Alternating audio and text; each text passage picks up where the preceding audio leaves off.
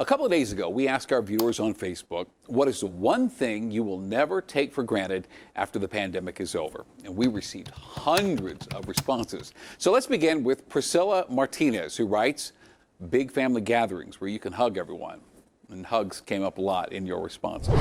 Linda Shano says, working in an office in contact with coworkers. A year later, she says, still stuck working from home and still feel disconnected. I'll hang in there, Linda.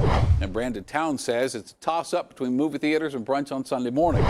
Carrie Jackson writes, the ability to shake the hand of someone I admire. That's a good one. Michaela Martinez says, time. I haven't looked at the same since. She says, it's extremely precious, and I use it much more wisely now. Now, Katie Schmoll, I think, really sums it up for all of us here. She says, being able to go where I want, when I want. Amen, Katie.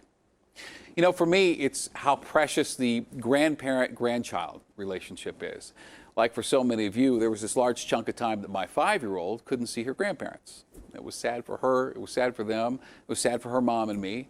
I will never take for granted the time they spend together. I'll never again take peace in the United States for granted.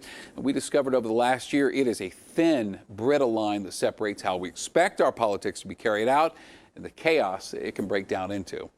Also, I'm going to add FaceTime to my list. What a lifeline that's been for so many of us.